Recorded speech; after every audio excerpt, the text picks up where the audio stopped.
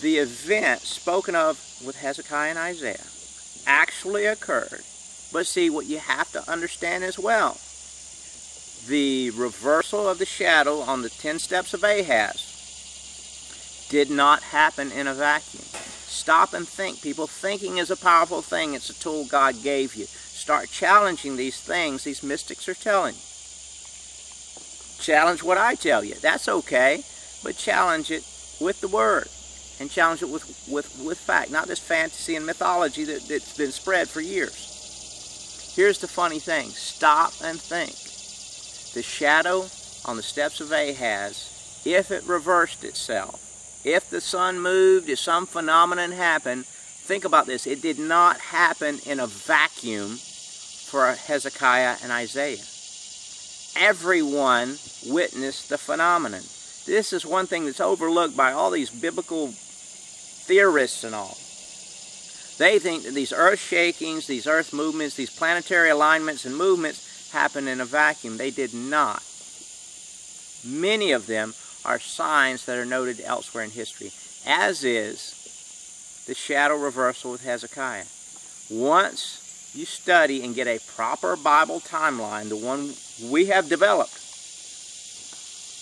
we demonstrate that in the region there was an eclipse, a partial eclipse of the sun, that interrupted an event, causing people to think that the superstitious people of the region, that God was either in or not in on what they were doing, and the event is recorded in pagan history. They saw a partial eclipse, thought that the gods were sending them a signal. They disbanded their project, their program they were working on, and went away.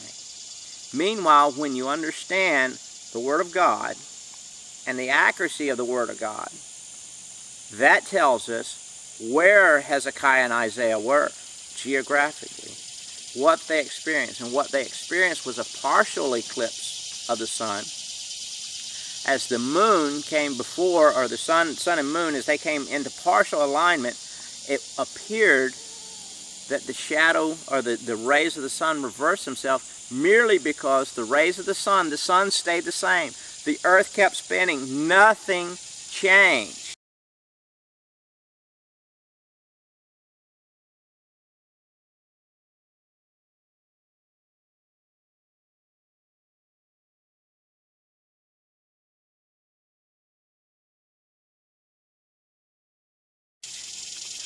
But the movement of the moon in that type of eclipse clipped the rays of the sun, causing the rays of light to be bent, and then they resumed. Phenomenon.